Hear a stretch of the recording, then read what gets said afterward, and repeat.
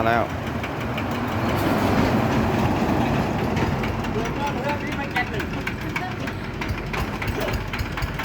ลงมาก็ได้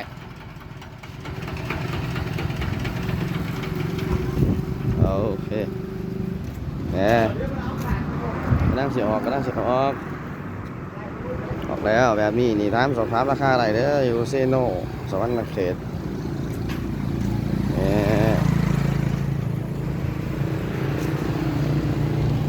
ดินเด็ดขาดไถครบสุด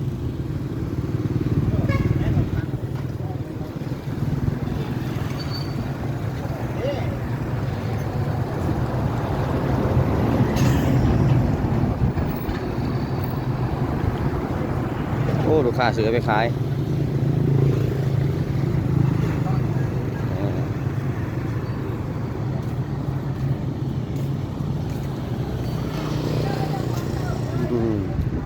งามแบบนี้ครบสุดแบบนี้สอบถามได้ราคากันเอง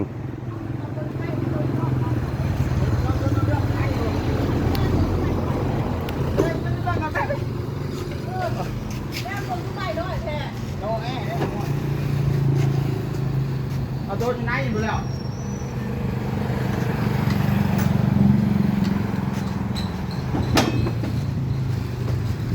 ตักไปใส่เลย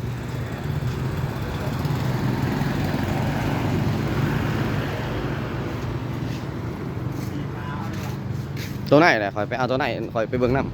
ำในสุดเลย